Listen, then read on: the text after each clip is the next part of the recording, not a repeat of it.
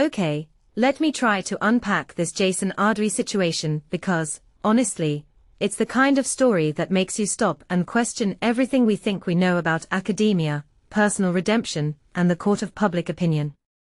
Here's the quick version. Arday was Cambridge's youngest black professor. A guy who went from being non-verbal until 11 to landing one of the most prestigious roles in education. But now he's resigning after plagiarism accusations and questions about his life story, including marathons he may or may not have run and millions he supposedly raised for charity. And his upcoming events are getting cancelled left and right. But wait, before we rush to judgment, let's actually think about what's going on here.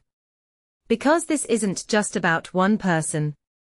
It's about systems, expectations, and how we consume narratives in 2024. Let's start with the obvious. Plagiarism is a huge deal in academia. It's like the nuclear option of intellectual dishonesty. But here's what fascinates me. Arday admitted to errors in his early work while maintaining his not a liar. That gray area. That's where the real story is. We live in an era where people are expected to be either saints or sinners, but what if the truth is messier? What if ambition, pressure, and institutional biases all collided here? Because let's not pretend academia isn't a pressure cooker.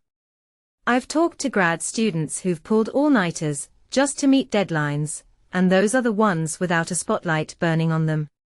Now imagine that stress magnified by being a black academic in a historically white institution. Is that an excuse? Absolutely not. But it adds layers to the conversation. Then there's the paradox of his personal story.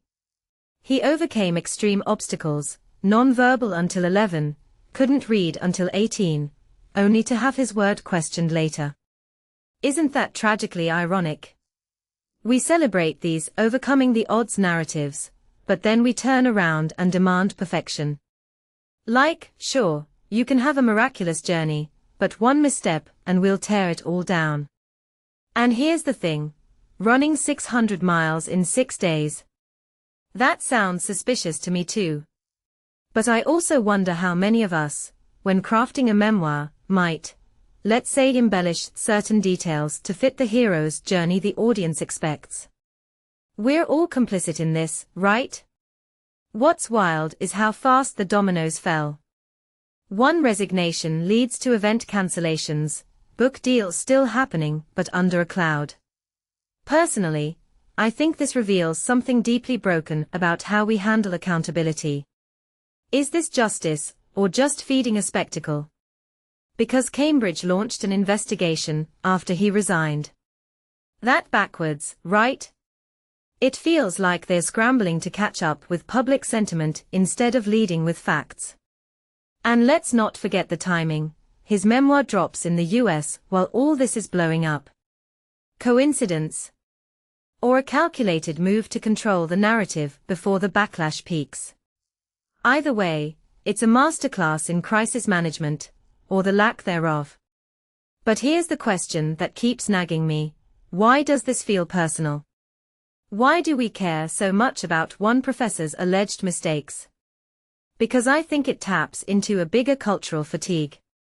We're exhausted by performative wokeness, by stories that seem too inspirational to be true, by institutions that move at glacial speed until they don't.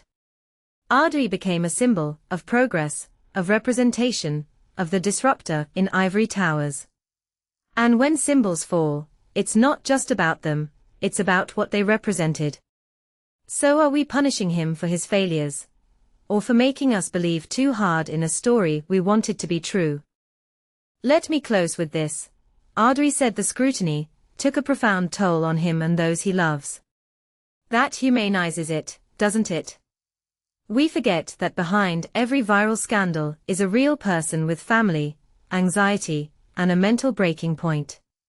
But does that absolve him? Not necessarily.